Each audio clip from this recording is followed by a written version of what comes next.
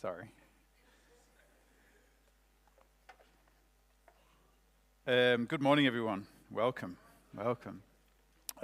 Before we start, yes, Sunday Youth can go around.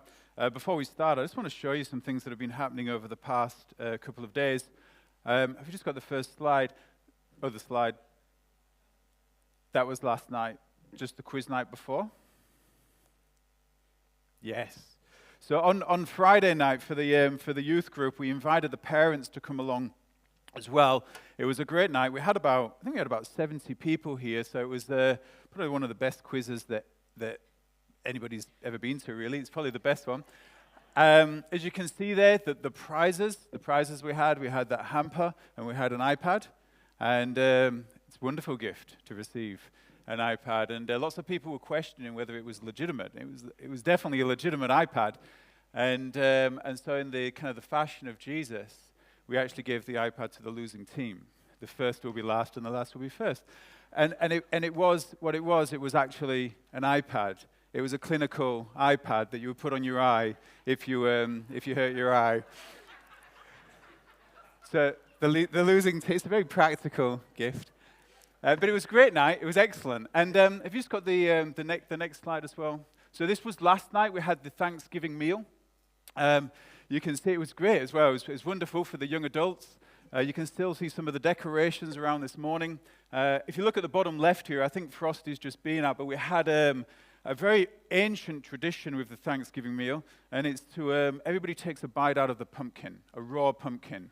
I had a bite, Nate had a bite, I think Nathaniel had a bite, Jacques had a bite, and the trick is you have to bite where other people are bitten.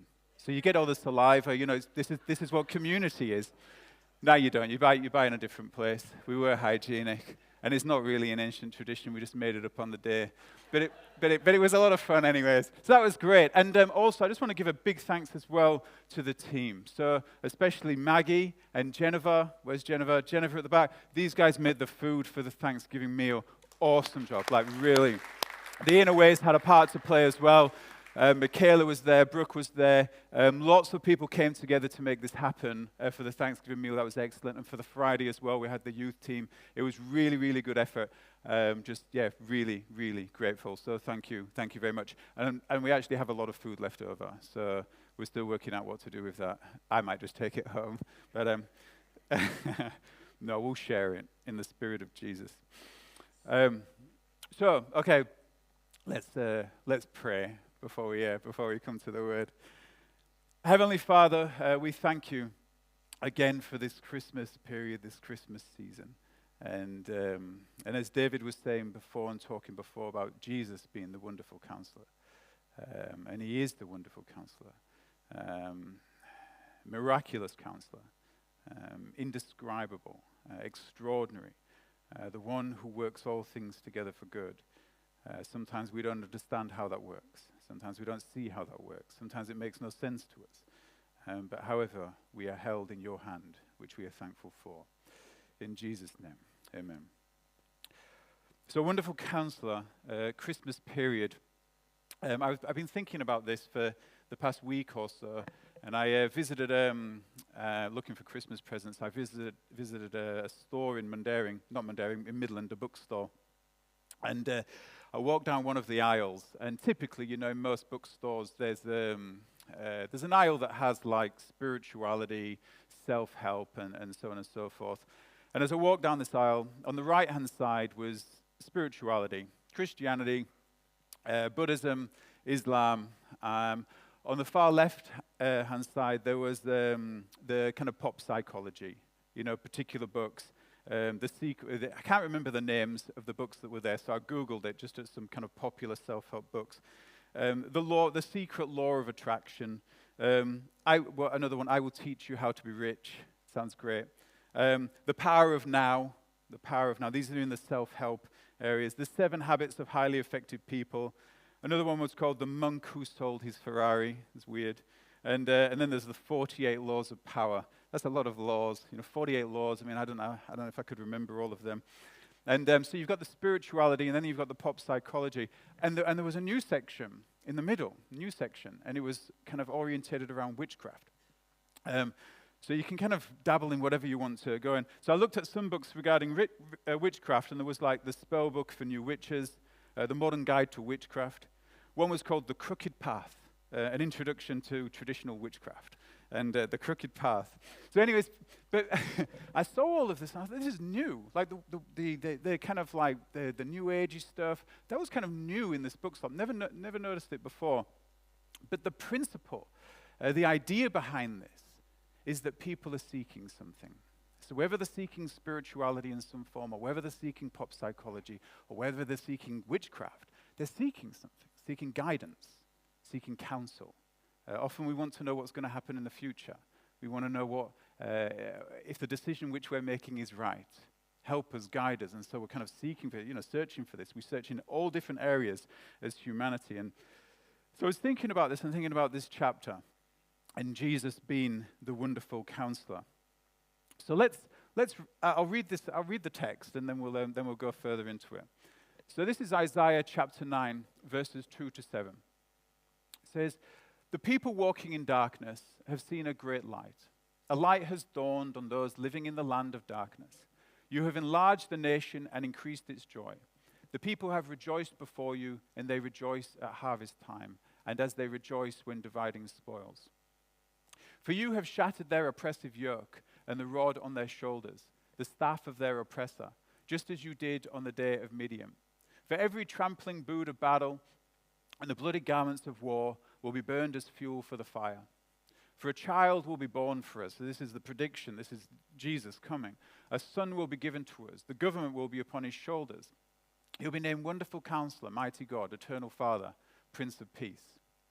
The dominion will be vast, and its prosperity will never end. He will reign on the throne of David and over his kingdom to establish and sustain it with justice and righteousness from now on and forever.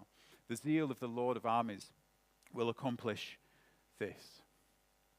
So I thought it's important that when we look at this passage, often you get like Isaiah 9:6 is in Christmas cards, you see it on calendars, and there's not always the context around it. Like, why was this given? Why was this promise given at that particular time?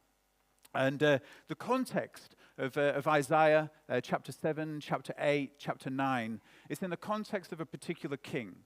Ahaz was his name, King Ahaz of Judah. And what was going on at that time is that Ahaz was ruling and reigning in Judah. We just got the map slide, please, Brian. And so Ahaz is ruling. You can see there in the southern kingdom, Jerusalem, Judah, that's where Ahaz is. And then you've got Israel, and then you've got Aram, however you want to pronounce it, or Syria. And then you've got Assyria on the far right there. And what was going on is that you had Israel and Aram, or let's just call it Syria, that's the other name for it. Israel and Syria are wanting to form a coalition to come against Assyria. And they're saying to Ahaz in Judah, they're saying, hey, form a coalition with us, come into coalition so we can kind of have more power, and then we can go against Assyria. And Ahaz is like saying, I'm not having a bar of this. I'm not going to do it. Ahaz wasn't a good guy either, but he's like, I'm not having a bar of this.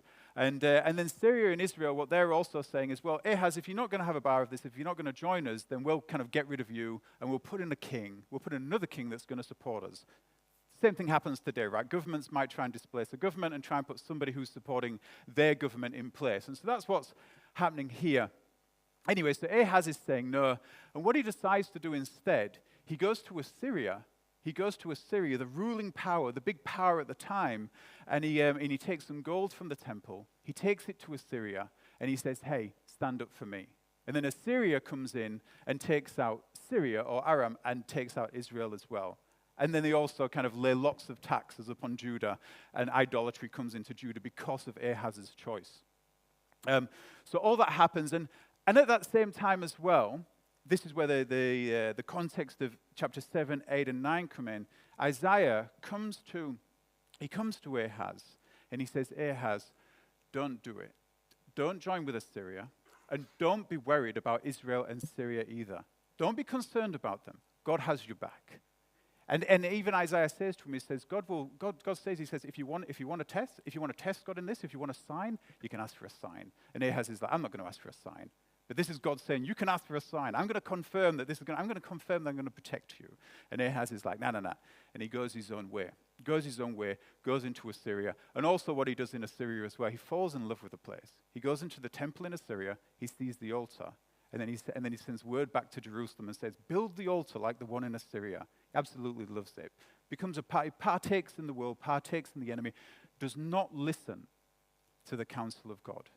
The point here, what I want to kind of drill home here, is that Ahaz does not listen to the counsel of God. He goes his own way. God comes to him, don't do it, don't be worried about them, don't be worried about the world, don't become anxious about it. And Ahaz is like, nah, I'm going to go by my own wisdom, I'm going to go by my own counsel, and I'm going to do what I want to do. And he gets himself into trouble because of it. So what's said in this passage as well is that what happens in Judah and what you've just seen in the passage there, can we just have the slide on darkness? What happens in Judah at that time and in the context of this passage, just the next one, the other slide on darkness, next one. Yes, that one. So you've got this passage where it says, the people walking in darkness have seen a great light, and a light has dawned on those living in the land of darkness. That word darkness there is the same word, if you're familiar with Psalm 23, where it says that you will walk in the valley of the shadow of darkness. It's the same darkness, the valley of the shadow of darkness. So what's going on in Judah, what happens in Israel, what happens in Syria is darkness, shadow of darkness. And as I was thinking about this and thinking about the counsel of God, in fact, I was having a conversation I've had a few conversations about this actually, and I had a conversation the other day talking to a guy in the sauna about it. Typical place where I hang out. And we were talking about the belief in God, and we're talking about the return of Christ, actually. It keeps coming up. But anyways, we was talking about belief in God. And I said to him, God seems to have created the world in a particular way. That if somebody doesn't believe in God, if somebody doesn't follow Jesus, or even if somebody follows Jesus, God has kind of created the world in a particular way that his attributes are in the world. So if we make good choices, generally good things happen. If we make bad choices, bad things happen. So if I decide and say, well, each day, I'm going to get up in the morning and I'm going to have a beer before work. Then generally speaking, that life isn't good. I'm going to feel a bit groggy. I'm going to get a bit tired. Might get a bit cranky with my family. There's a choice that I can make. I can follow that path and things will get worse for me. If I want to start being unkind to people, if I want to be unkind to my wife and rude to my wife, life won't go well for me. God has created the world in a particular way where his attributes, it's like kindness, generosity, compassion. And I think you can see this broadly as well in the way that nations, so you can see the way that Ahaz took his choice and what happens to an entire nation. Think about the wars that have happened in this world. World War I, World War II, when a whole nation desires to embrace darkness, when they move away from God, when they distance themselves from God or reject themselves from God. Think of Nazi Germany. You think of Soviet Russia. World War II, nearly 85 million people were killed because somebody embraced darkness, because a leader embraced darkness, and therefore affected all of the people. The same thing happens, the same pattern throughout. So I think whether somebody believes in God or somebody doesn't believe in God, we can see that the attributes of God are there. We can see that the beauty of creation, you can look at the stars, look at the sun, look at the moon, you can see creation, you can see everything about God in creation. But we can also choose to walk away from that. So even if somebody doesn't believe in Jesus, if they make the right choices, generally life can be good for them. Doesn't mean they're saved, doesn't mean there's salvation, but it means that life can be better. So have a look again at this passage. So the next slide there, you've got this darkness, the shadow of death, and this happens to us. We can walk into the shadow of death. The next part is this. So he says, the one about light.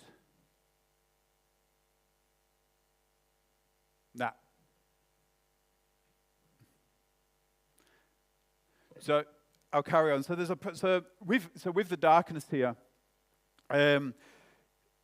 you've also got in chapter 9, verse 2, you've got the people in darkness have seen a great light. The people in darkness have seen a great light.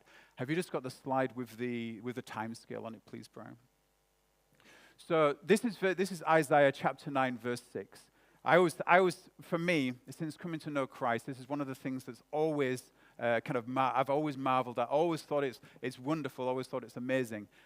You've got the darkness happening, and you've got Ahaz's choice, and you've got people's choices and the wrong choices, and yet God's plan, God's providence still goes on. So if you look at this verse, Isaiah chapter 9, verse 6, "For a child will be born for us, a son will be given to us. The government will be on his shoulders. He will be named Wonderful Counsellor, Mighty God, Eternal Father, Prince of Peace." When Isaiah's writing this, it's around the 8th century BC. It's about 700 years before Jesus. 700 years he predicts this. Lots of predictions in the Bible about Jesus' first coming. About 700 years before Jesus. That's the first part, so he writes that. And then you've got Jesus coming, the birth of Jesus Christ in the 1st century. So you have a look at this verse, Isaiah chapter 9, verse 6, for a child will be born for us, a son will be given. That's the birth of Jesus. And then the next sentence, the next statement, "And the government will be on his shoulders, he'll be named Wonderful Counsellor, Mighty God, Eternal Father, Prince of Peace." That is in the future. That has not happened yet. In one verse, you've got a span of at least 20, if Jesus comes in our lifetime, at least 2,700 years. To me, that's incredible. But it also says something else. It says something else. So I think sometimes prophecy can be a bit abstract. Predictions of Jesus' return can be a bit abstract. But there's something wonderful in this, something that speaks to us, I think. That we can make the right choices and we can make the wrong choices, but we're still in God's hand. Ahaz made the wrong choice, still in God's hand. God's plan still unfolds. For our lives, we can make the right choice, we can make the wrong choice, but we're still in God's hand. Like a child, I can think of my son. I might give him advice, do this, don't do this, and quite often he doesn't listen to me. Maybe that's my parenting, and he doesn't listen to me. However, he's still my son. I don't separate myself from him, and hopefully throughout his life he starts to listen to me. But either way, he's still my son. So I think the challenge for us in all of this is that when we're thinking about God's counsel, are we trusting God's counsel? Do we trust him in all of this? Ahaz decided not to listen to God's counsel. We're given a choice to listen to his counsel. We're given a choice to listen to God or not. However, even if we don't listen, God still does not abandon us. When I was thinking about this, I thought, how do we actually hear God's counsel? How do we hear God's guidance? How do we hear God's plan? If you're familiar with the scriptures, you'll know something of the, I don't know if I'm pronouncing this right either, the Urim and the Thummim. Does anyone know what the Urim and the Thummim are? So apparently, there's some mystery behind this, but apparently it could have been, some people say that it was a white stone and a black stone. And when the high priest went into the temple, on his breastplate there, he would have had these two stones, the white stone and the black stone. And some people think it's really mystical that these stones, what you would do, you would use them and then you would you'd be able to ask God a question. You could just ask him a question, and if it was a yes, perhaps the white stone would light with an aura, and if it was a no, the black stone would have a shadow over it. And so they used this. Sometimes it was abused, but they used this. The high priest would take it into the temple, and I was thinking this would be wonderful for us if we had the Urim and the Thummim. If you're thinking about who you want to marry, and you're like, should I marry this person, or should I marry this person? Create direction. Should I send my child to this school? Should I send my child to that school? Or perhaps, even if we're thinking about what we're going to have for tea tonight, Hungry Jack's or McDonald's, and God will give us the yes or God will give us the no. But it would be nice to have that. And sometimes God's counsel does come like that. We can hear a definitive yes, this is the way to go, or no, do not go that way. But quite often it's not always like that, is it? When we're trying to discern God's will, when we're trying to discern God's direction, it can be really challenging. And so there's some ways that I think that we can do this that's helpful to understand God's will. And the first one is community. To be in community. I'm always blown away at the way that God works in the community of people. So whether it be Israel, whether it be the church, whether it be kind of going all the way throughout history, God works through people. The challenge is if we separate ourselves from people, then we risk not hearing God's counsel. I think in our day, especially in Western style countries, the temptation is that because it's very individualistic, the temptation is to say it's just Jesus and me. You know, Jesus and me going for a walk on the beach together. And it's never just Jesus and us. It's Jesus and his people, Jesus and his community. It's really important. And I think we can do ourselves a disservice when we separate ourselves from people, when we separate ourselves from community. We risk not hearing the counsel of God. People get hurt in churches. You know, we can get hurt. There can be the temptation to back away and move back. But we risk then not hearing God. To lean in to everybody, to lean into that community. The second thing is reading the scriptures. And I think there's many ways that we can read the scriptures to hear the counsel of God. The first one, which I always like, is when I wake up in the morning, I'll read a couple of chapters.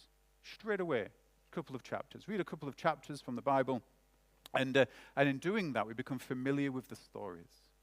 Just becoming familiar with them. We don't have to dive in deep every single time, but just becoming familiar with the stories of the Bible so that when we're going through the things in our lives, these stories come to mind. We partake in God's story. We partake in God's narrative. We partake in God's redemption when we read the stories. The other part is that we go into a devotion. We look at one verse. We look at one chapter. We read the chapter. We reread the chapter. We let it soak in. We seek God's counsel. So from community and also reading the scriptures as well. The other way that I think we hear God's counsel, I've been listening to a book recently called Stay Focused. And this guy, he's done, I don't think he's a Christian actually, but he's done a lot of research on today's environment and the complexity of today's environment and the amount of information which we're receiving. So whether you're on social media, if you're on Facebook, if you're on Instagram, if you're watching TV, if you're looking at the news online, you think about if an event happens in the world today compared to what it might have been a generation ago, we can have like hourly updates about what's going on. And there would have been a time where you wouldn't have heard about it in the next day until you got the newspaper, then you read the newspaper, then you're aware of it. The amount of information that we're taking in all the time, and there's only so much which we can take in. And all this, I think, can make things fuzzy. It can make things murky. This guy was saying in this book that even in regards to concentration, you know, if you're working on a project and you become kind of really focused in it, and if somebody disrupts you from it, it takes about 23 minutes to actually get that focus back to the point where you were before. And you think about our day and age, you've got your mobile phone in your pocket, it vibrates, our attention is distracted, we're distracted. Do we come to that point of true focus, of deep focus, where we can actually hear and listen to the counsel of God? You know, I think about when I get home from work, and sometimes my mind's still all over the place, my mind's busy, mind's loaded up, and I get home and Knox is wanting to play with me. And he's saying, come outside and look at my vegetables, or Dad, come and play with my trucks. And Dad, come and play with me. And I'm like, hang on a minute. And then every time I walk past my phone, I'll pick it up, look at it. Like, just habit. It's like an addiction. Every single time. But then in doing so, I'm never being present with my son. I'm never with him. And I think the same, well, I am sometimes, and I think the same, talk myself down, but I think the same thing can happen with God as well.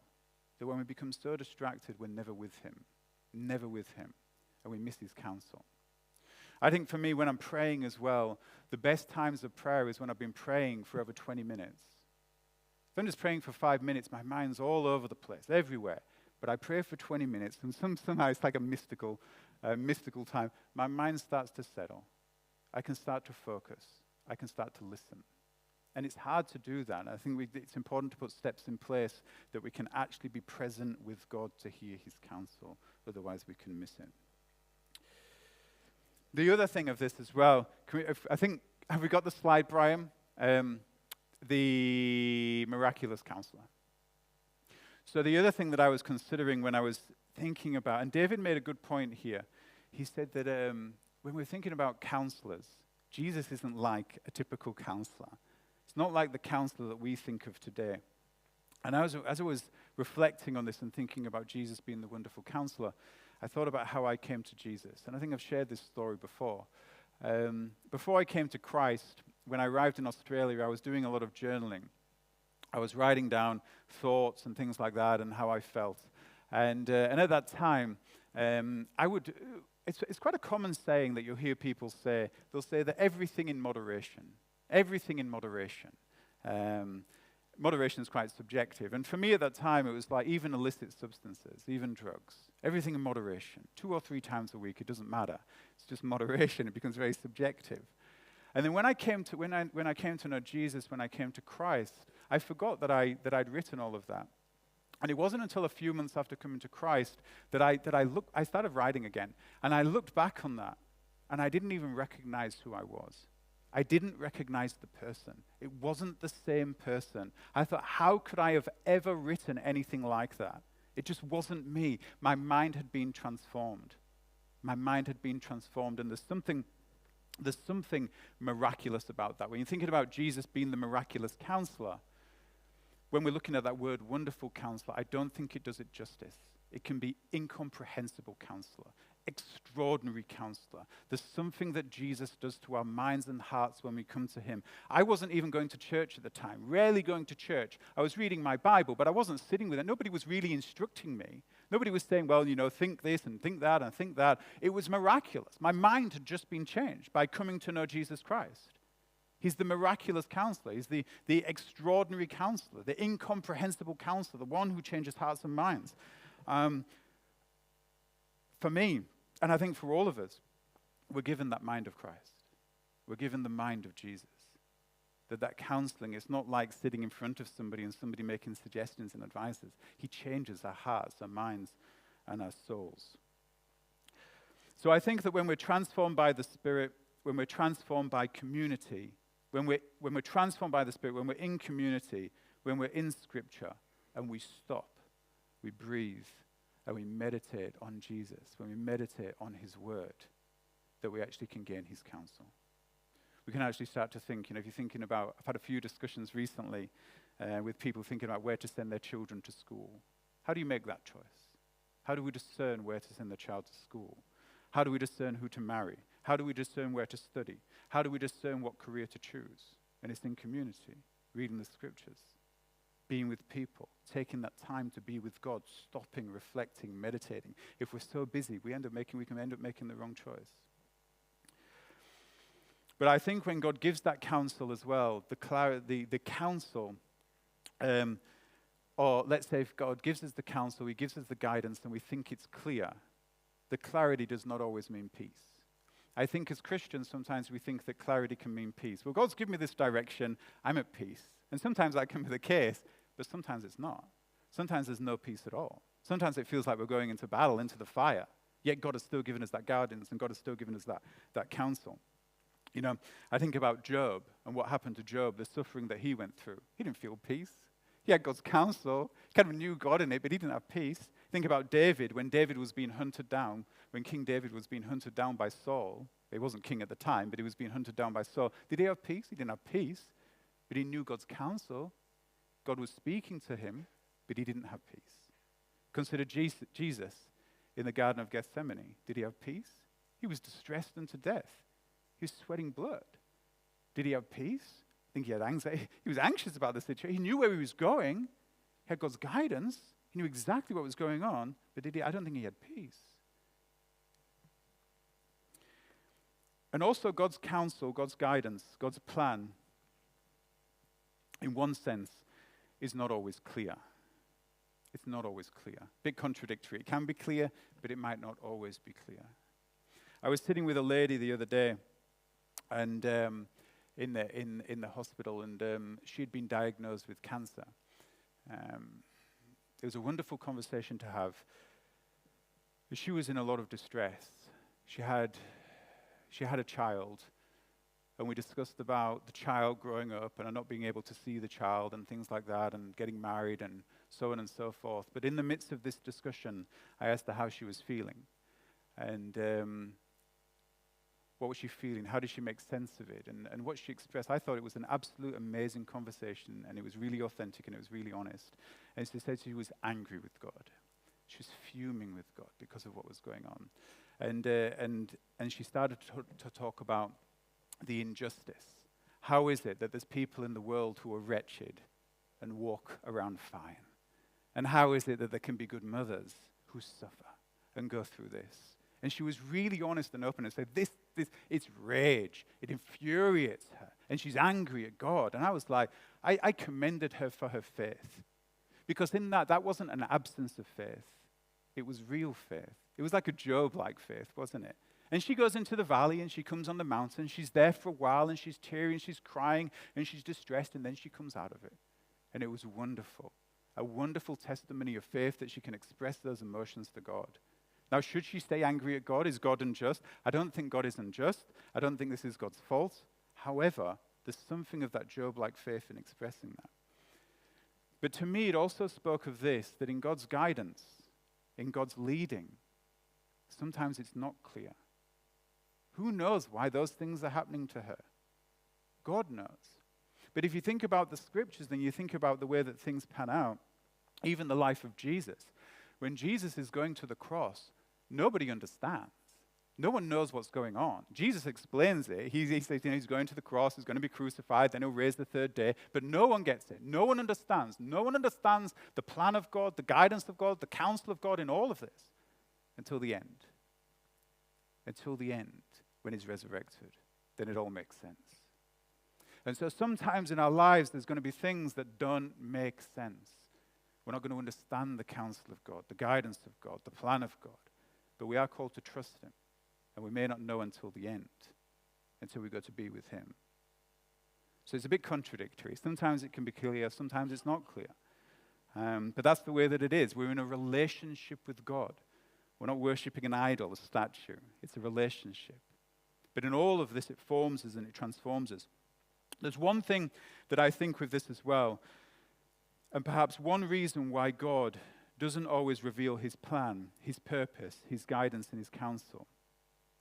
One reason is that he's more interested in us being transformed than being informed.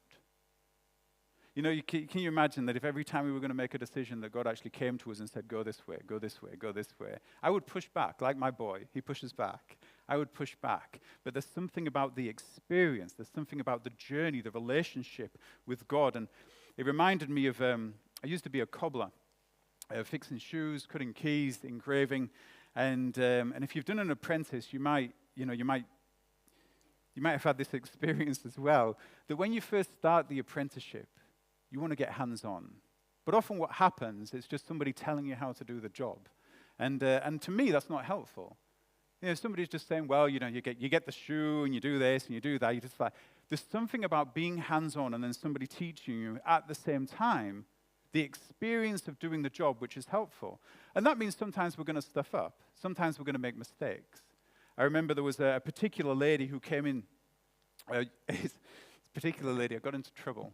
And she brought a bracelet. And on this bracelet, she wanted something engraved. I was like, yeah, that's fine. It was a busy day, and it was a Sunday in the city. And so I took it to the engraving machine. I engraved this bracelet. And I stuffed it up. Didn't do it right. And so I thought, what I'll do, if you've ever been into a cobbler shop, you see the things that you put the shoe on and it polishes the shoe. So what you can do if you stuff up engraving, you can put it on the buffer and it buffers the words out. However, I was honest. I wasn't going to lie to her. So she came back in and I said to her, look, I'm really sorry. I said, I've engraved it. I stuffed it up. But however, I buffed it out, so it's fine. You can take it somewhere else. I just wasn't in the mood to be doing it. Take it to someone else. And she was furious at me. She goes, you've stolen silver from my bracelet. I was like, well, perhaps technically I did. I don't know. It's in the buffer somewhere. But you wouldn't know. The way there wouldn't be no difference. Well, maybe there'd be a slight difference in the way. You wouldn't notice it. Anyways, I was in trouble. I was really apologetic. And she was angry. She was furious at me. But, kind of makes me question, is honesty is always the best policy? And then perhaps honesty with a bit of wisdom, might be helpful. Either way, the point being is that when we get ourselves into situations like this, God, the way that God works, the way that God leads us, the way that God counsels us and guides us, it's like on-the-job training. It's like being in an apprenticeship with Jesus. He allows us to get our hands dirty. And sometimes we're going to stuff up. Sometimes we're going to make mistakes. And I think that's okay. We're still in God's hand. Like the prediction. of God. You know, when the prediction of Isaiah comes, and it goes all the way, 2,700 years, all the way through, people make mistakes, people stuff up, they make the wrong choices, they make the right choices, but we're still in God's hands. We're still in his hands. And I think that's the important thing to take about this, that Jesus is such the extraordinary counselor that he can handle everything about us. He's always with us. He's always with us. Let us go now into a time of communion. If we could hand out the